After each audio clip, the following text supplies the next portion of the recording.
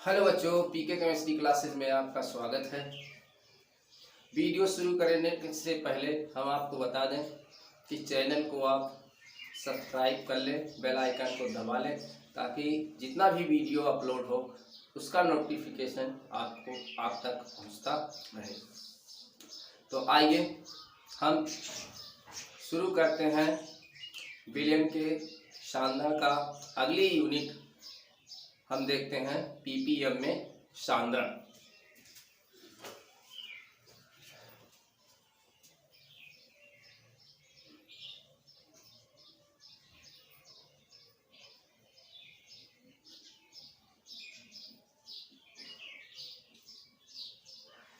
Ppm में सांद्रण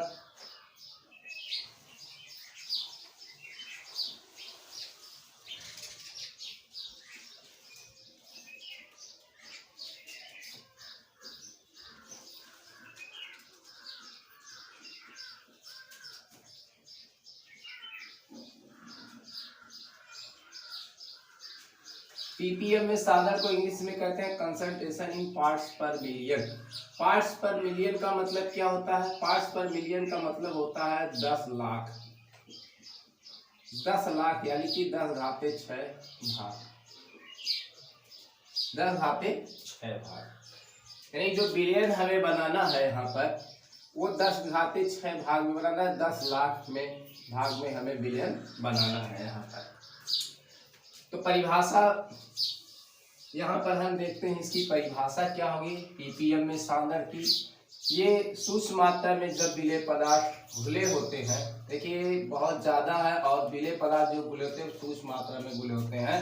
जब सूक्ष्म मात्रा में विलेय पदार्थ घुलेते हैं तो उसकी सांद्रता को हम पीपीएम में व्यक्त करते हैं। डिफिनीशन देखिए, किसी विलयन के 1 मिलियन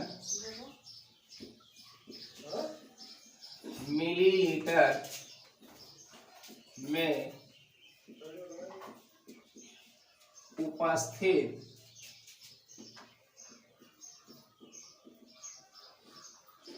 विलेय की ग्राम में मात्रा या भार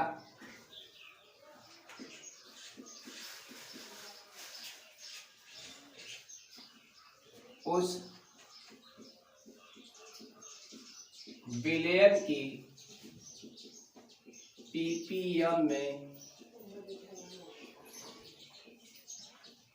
सांद्रण कहलाती है।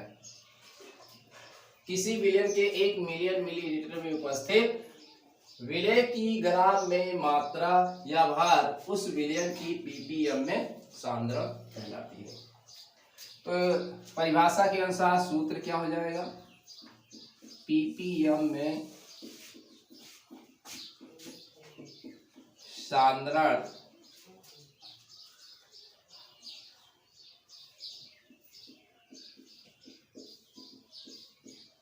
विलेय की ग्राम में मात्रा बटे क्या हो जाएगा? विलयन का आयतन, इसमें ml में, और यहाँ कितने में बना? 10⁻6 में बन रहा है, यहाँ 10⁻6 हो जाएगा। तो पीपीएम इक्वल टू क्या हो जाएगा? W बाई क्या हो जाएगा? V गुणे क्या हो जाएगा? 10⁻6 हो जाएगा। अच्छा, यहाँ विलेय की ग्राम में मात्रा और विलयन का आयतन क्या है? ml में है। यहाँ ये तीनों के केस में होता है, W बाई V के केस में मैंने यहाँ लिखा है। इसी प्रकार से पीपीएम में जो सांद्रण होगा ये W बाई W का भी आप लिख सकते हैं, यहाँ गुणे 10⁻6 कर सकते हैं। और यहाँ पीपीएम में जो आपका सांद्रण होगा आपका V/V में भी आप इसको लिख सकते हैं। यानी कि यहाँ विलेय की ग्राम में मात्रा है, यहाँ बिलियन का ग्राम में मात्रा है। यहाँ विलेय की जो है आयतन ml में है, यहाँ बिलियन का जो है आयतन क्या है ml में है। तो ये तीनों भी केस में होता है, W/W के भी केस में होता है, V/V के केस में भी होता है, W/V के केस में होता है। अब इस पर हम एक एग्जांपल लेते हैं, आपको समझाते हैं। जैसे सोडियम क्लोराइड के विलयन की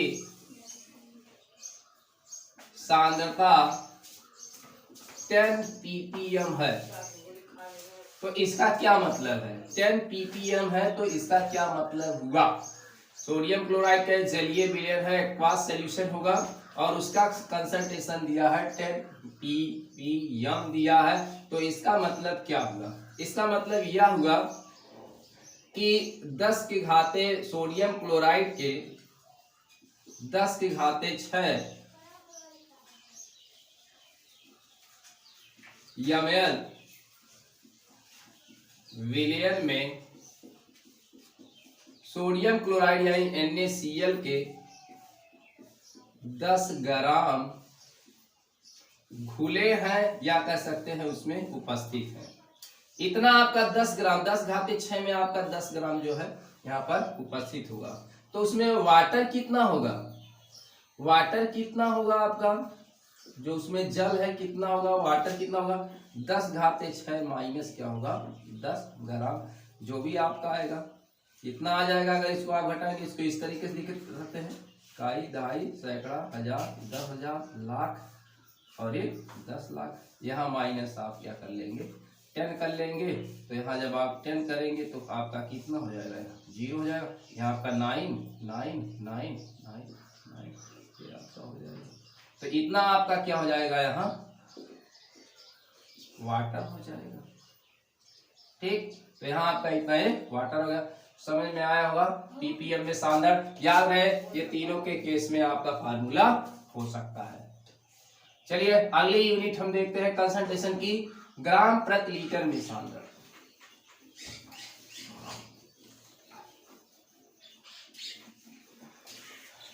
जो भी आपको बताया जा रहा है, पढ़ाया जा रहा है, इसका नोट्स कॉपी और पेन निकाल लीजिएगा, क्योंकि कॉपी और पेन निकालेंगे नोट्स बनाएंगे तभी कुछ होगा, इसके पहले कुछ होने वाला नहीं है। इसलिए कॉपी और पेन निकाल लीजिए और नोट्स बनाना शुरू कर लीजिए। और चैनल को आप पीके केमिस्ट्री क्लासेस चैनल को सब्सक्राइब कर लीजिए ताकि सारी नोटिफिकेशन आपके पास पहुंचती रहे।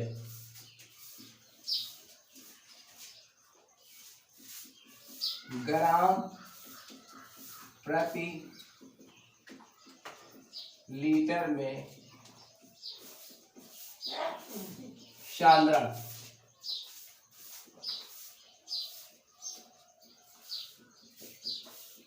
कंसंट्रेशन इन ग्राम पर लीटर, या इसको हम कहते हैं शक्ति, भी इसको हम कहते हैं स्ट्रेंथ, भी इसको हम कहते हैं। और इसको हम दिखाएंगे यश से, दिखाएंगे इसको हम यश से इसको दिखाएंगे। तो हेडिंग में ही इसकी परिभाषा छुपी हुई है। क्या हो जाएगा? ग्राम प्रति लीटर, यानी विलय की ग्राम में मात्रा और विलयन का आयतन क्या होगा? लीटर में होगा। तो देख लेते हैं परिभाषा क्या हो जाएगा यहां से। किसी विलयन के 1 लीटर में उपस्थित विलय की ग्राम में मात्रा या भार उस विलयन का ग्राम प्रति लीटर में सांद्रण कहलाता है या शक्ति कहलाता है। तो ग्राम प्रति लीटर में सांद्रण ग्राम पर लीटर में सांद्रण बराबर क्या हो जाएगा, विलेय की ग्राम में मात्रा या भार बटे विलयन का आयतन, किसमें, लीटर में। तो ग्राम प्रति लीटर में सांद्रण, इसको हम यस से कहें दिखाने के लिए, स्ट्रेंथ यस इक्वल टू क्या हो जाएगा, ये देखिए आपका W हो जाएगा यहाँ पर, और ये आयतन आपका क्या है, V है। यहाँ आपका आयतन क्या है, लीटर में है। यहाँ पर अगर ये आयतन आपका ml में दिया हो, ये आपका ml में अगर ये आयतन यहाँ पर दिया हो, ml में चला जाए यहाँ पर आयतन, तब क्या हो जाएगा, तो yes equal to W by क्या हो जाएगा, V। अगर ये ml में हो यहाँ तो भी लीटर में था, ये यहाँ लीटर में था, अगर ये ml में है तो क्या होगा, उसको लीटर में चेंज करने के लिए 1000 से आप क्या करेंगे, भाग करेंगे, अथवा 1000 से यहाँ क्या कर लेंगे, आप गुणा कर लेंगे। ठीक, तो ये हो गया आपका ग्राम प्रति लीटर में सांद्रण। Is equal to W by V, यहाँ ml में होगा, गुणे 1000 हो जाएगा। ठीक, तो ये ग्राम प्रति लीटर में सांद्रण या शक्ति है। चलिए इसके बाद अगली कंसंट्रेशन यूनिट हम देखते हैं, नॉर्मलता देखते हैं, नॉर्मेलिटी।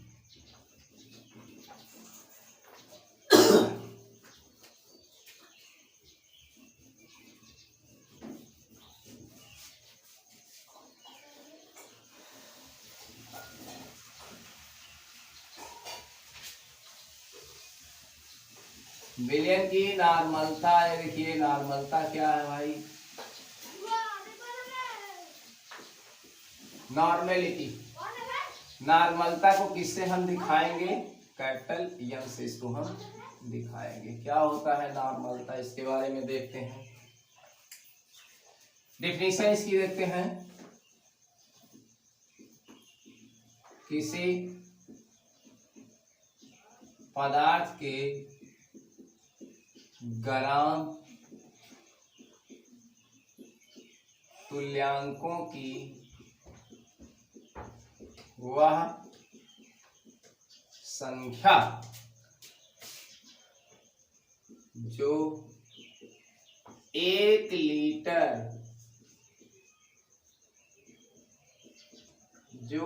लीटर विलयन में डिसॉल्व हो, घुलित हो,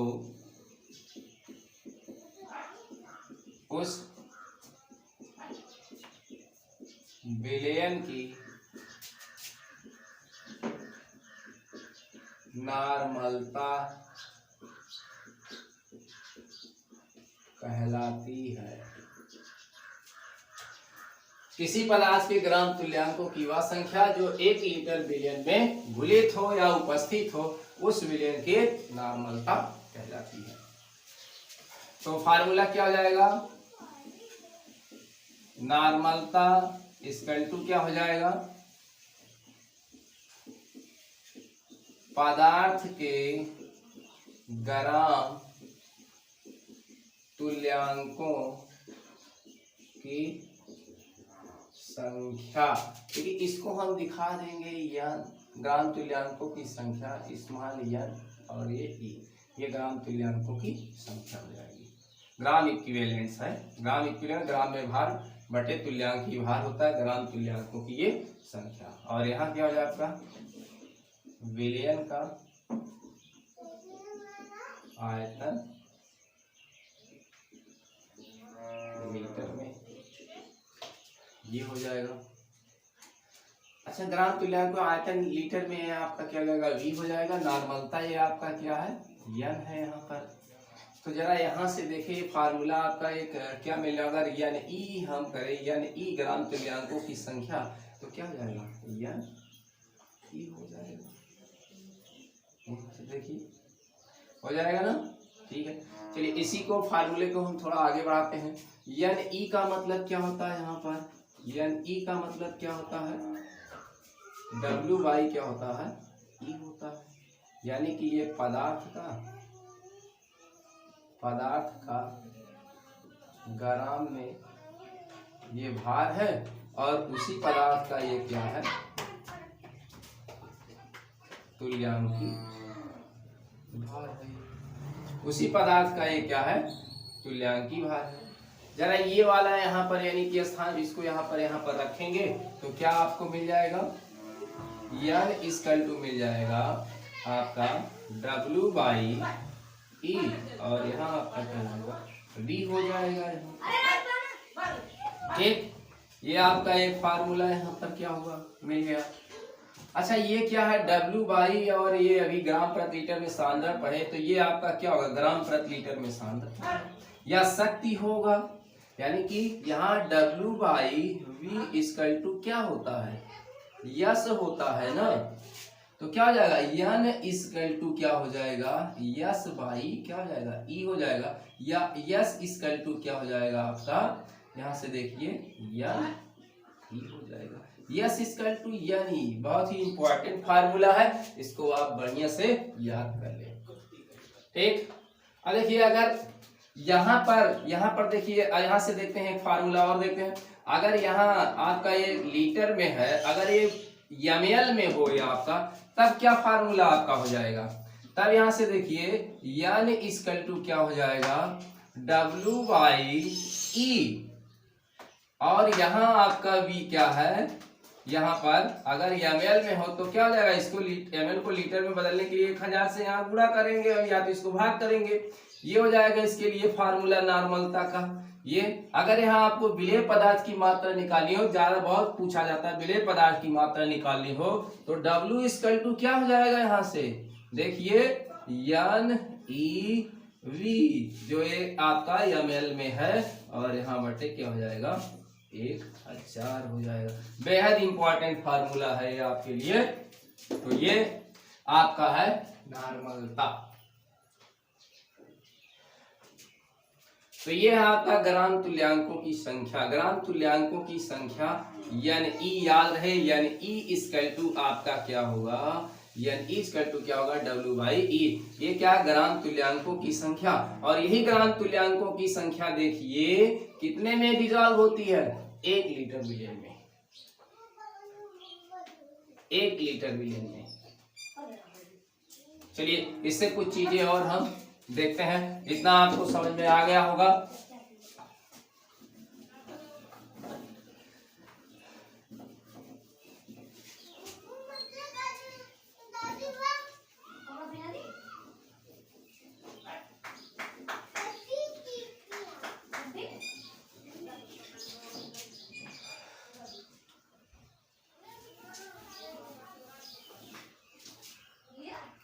अच्छा नॉर्मल विलियन किससे कहते हैं, नॉर्मल विलियन क्या होता है, नॉर्मल विलियन का मतलब वही होता है ग्राम तुल्यांकों की वह संख्या जो 1 लीटर विलियन में घुलित हो, वही नॉर्मल विलियन कहलाता है।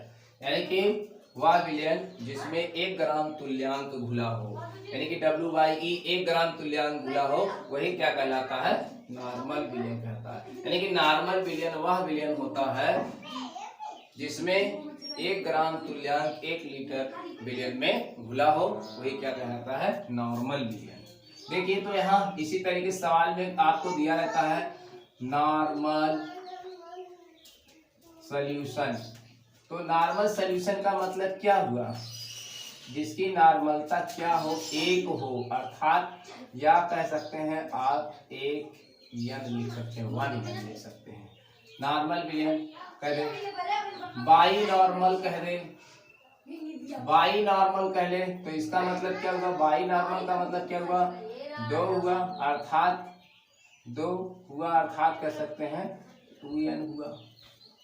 ठीक, सेमी नॉर्मल कह दे, अगर सेमी नॉर्मल कह ले, सेमी का मतलब क्या होता है, आधा होता है, हाफ होता है, या इस तरीके से आपका होगा n/2 के केस में दिया होगा। देसी नॉर्मल विलियन, देसी नॉर्मल विलियन अगर आपका होगा, देसी का मतलब क्या होता है, 1/10 होता है, या जो है n/, आप इसको 10 लिख सकते हैं। सेंटी नॉर्मल विलियन का मतलब क्या हुआ? सेंटी नॉर्मल विलियन का मतलब हुआ 1 बटा क्या हुआ? 100 हुआ, या इसको आप लेते सकते हैं n बाई 100। मिली नॉर्मल विलियन क्या है? मिली नॉर्मल विलियन अगर है तो 1 बटा क्या होगा? 1000 होगा, या जो आप लिख सकते हैं n बाई 1000 लिख सकते हैं। ठीक, तो ये इस तरीके से सवाल में आपके दिया रहता है, क्वेश्चन में दिया रहता है, तो इसका मतलब ये होता है, इसको आप जो है याद कर लेंगे, सवाल में इसको रहता है। तो जहां नॉर्मलता होगी तो ये इतना n के स्थान पर आपको इतना वहां रखना होगा, ये वैल्यू आपको वहां रखनी होती, पुटअप करनी होती। चलिए यहाँ पर तुल्यांकी भार की बात थी, तुल्यांकी भार कैसे निकाला जाता है उसको भी हम देखते हैं। तो तुल्यांकी भार अगर निकालना है, आप अणुभार या मोलर द्रव्यमान निकालना जानते हैं, चलिए यहाँ बताया जाएगा। और तुल्यांकी भार कैसे निकाला जाता है देखते हैं। तो एक फार्मूला हम आपको बता रहे हैं, किसी भी पदार्थ का अगर आपको तुल्यांकी भार निकालना है तो क्या होगा? उसी पदार्थ का, जो पदार्थ होगा, पदार्थ का मोलर द्रव्यमान, ठीक, मोलर द्रव्यमान, उसी पदार्थ का मोलर द्रव्यमान का मतलब समझ रहे हैं, या कह लीजिए भैया अणुभार कह लीजिए, अणुभार कह लीजिए, मोलर द्रव्यमान का मतलब होता है अणुभार। और यहाँ आप लिख लीजिए, यहाँ आप लिखते हैं संयोजकता लिखते हैं, तो यहाँ आप क्या लिखेंगे? संयोजकता लिखते हैं। पदार्थ का तुल्यांकी भार इक्वल टू पदार्थ का मोलर द्रव्यमान या अणुभार और एक संयोजकता। चलिए पहले हम कुछ उदाहरण लेकर आपको बताते हैं कैसे निकाला जाता है। पहले अम्ल का तुल्यांकी भार आप निकालते हैं। अम्ल का तुल्यांकी भार, अम्ल का तुल्यांकी भार कैसे निकालते हैं? जैसे हम ले लें H2SO4, H2SO4 का तुल्यांकी भार, अम्ल का तुल्यांकी भार। तो अम्ल का तुल्यांकी भार, पहले फार्मूला है, अम्ल का तुल्यांकी भार का मतलब हुआ अम्ल का मोलर द्रव्यमान बटे अम्ल की भास्मिकता। अम्ल की यहाँ क्या होती है? भास्मिकता। अम्ल का मोलर द्रव्यमान बटे अम्ल की भास्मिकता। अच्छा, अम्ल की भास्मिकता क्या होगी भैया? किसी अम्ल में, एग्जाम्पल लेकर बताते हैं हमको, जैसे H2SO4 का तुल्यांकी भार आपको निकालना है, तो H2SO4 की भास्मिकता कितनी है भैया? 2 है, 2 H है इसमें, इसकी भास्मिकता कितनी होगी? 2 होगी। तो यहाँ इसका तुल्यांकी भार निकालने के लिए इसका अणुभार, अम्ल का मोलर द्रव्यमान अणुभार निकाल लीजिए। कितना जगह हाइड्रोजन देखिए कितना है? 2 है। इसका जगह सल्फर का कितना होता है? 32 होता है।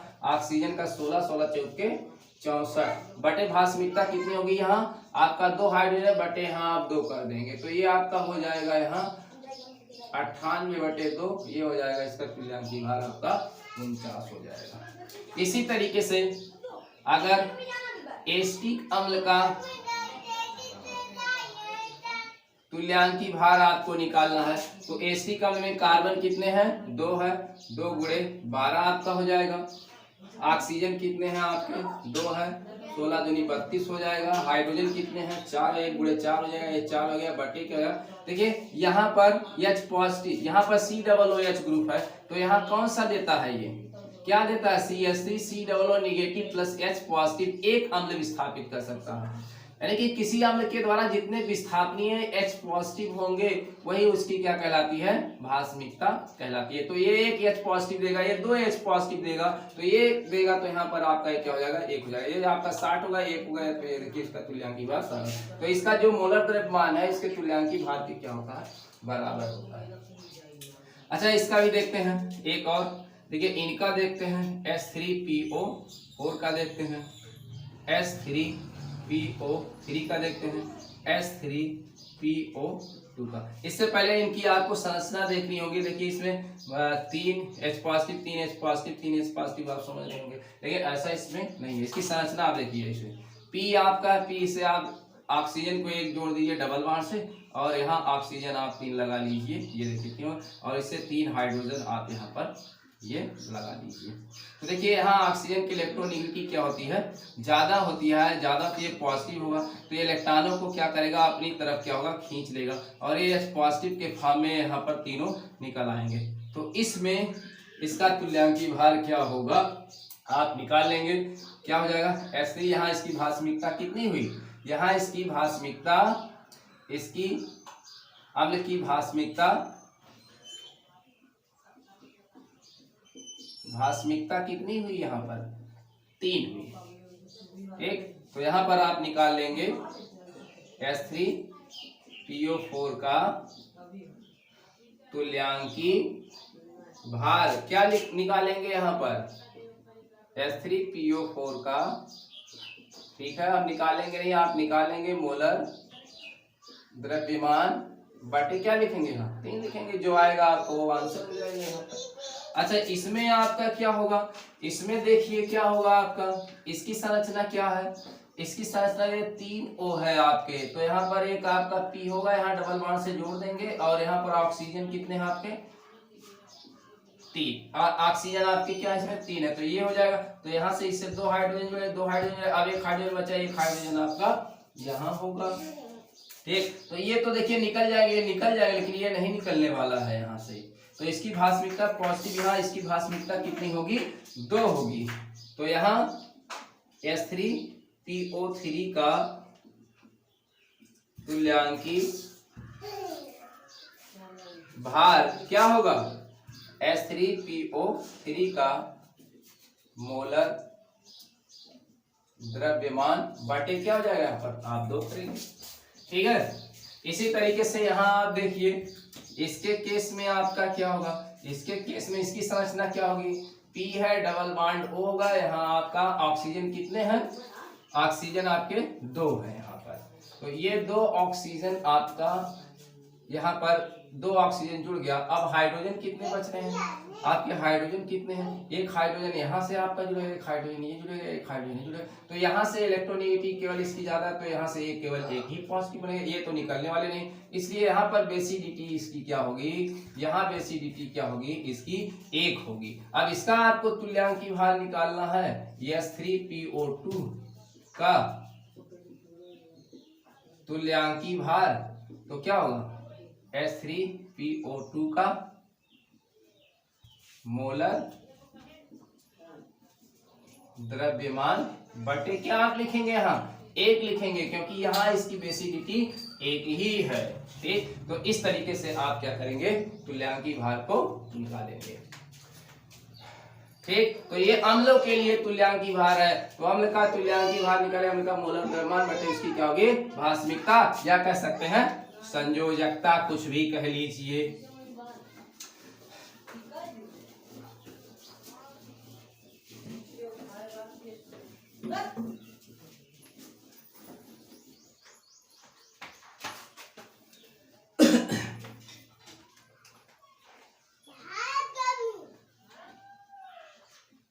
के भस्म का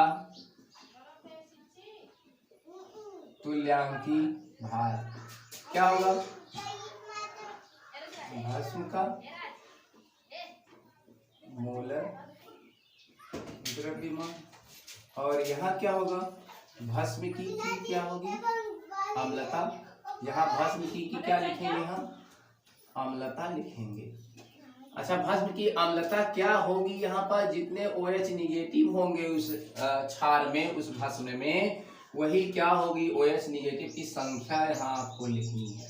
चलिए एग्जाम्पल देखते हैं। यहाँ पर एग्जाम्पल क्या है, जैसे मान लीजिए NaOH, देखिए NaOH का तुल्यांकी भार, NaOH का तुल्यांकी भार क्या हुआ, NaOH में कितने OH हैं, केवल एक ही तो OH हैं इसमें, तो सोडियम का आपका क्या हो जाएगा, NaOH का क्या हो जाएगा, आप यहाँ निकाल लेंगे मोलर द्रव्यमान। ठीक है, आप निकालेंगे खुद इसको, मोलर द्रव्यमान आप लिखेंगे यहाँ और यहाँ भास्मिक OH कितने हैं, एक, आप उसको डिवाइड करेंगे तो आपका ये आंसर आ जाएगा।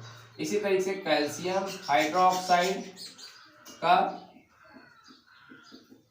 तुल्यांकी भार कैसे निकालेंगे, CaOH का होल का मोलर द्रव्यमान बटे कितने OH है, यहाँ पर 2 है, यहाँ आप 2 लिखेंगे। ठीक, इस तरीके से आपका बेस का जो है भस्म का तुल्यांकी भार निकाल सकते हैं। अच्छा, लवण का तुल्यांकी भार, लवण आपका मिलता है, लवण का तुल्यांकी भार कैसे निकालते हैं, तो यहाँ लवण का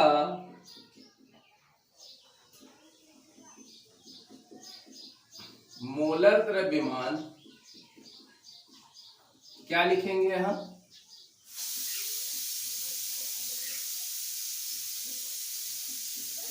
लवण, यहाँ सीधा शॉर्टकट में आप लिखिए धनायनों की संख्या, कुछ भी धनायनों की संख्या या कुल धनायनों की संख्या आप लिख सकते हैं, लवण का मोलर द्रव्यमान, और या लिख सकते हैं कुल धनायनों की संख्या या ऋणायनों की संख्या, कुछ भी आप लिख लीजिए। जैसे मान लीजिए सोडियम कार्बोनेट का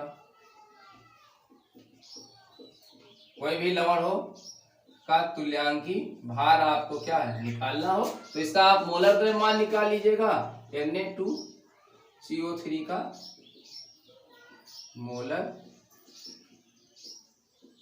द्रव्यमान बटे क्या लिखेंगे, Na2CO3 है, तो इसे आप तोड़ेंगे तो कितना आपको धनायन, 2Na पॉजिटिव हो जाएगा प्लस CO3 डबल निगेटिव हो जाएगा, तो कितने पॉजिटिव आपको मिले, 2 ही तो यहाँ मिले, तो देव को पॉजिटिव मिले तो क्या होगा आपका यहाँ बाई क्या हो जाएगा 2 हो जाएगा।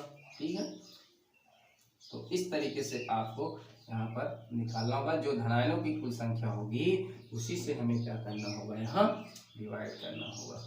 जैसे Al2SO4 थायराइड का तुल्यांकी भार, तो क्या होगा यहाँ पर Al2SO4 थायराइड का मोलर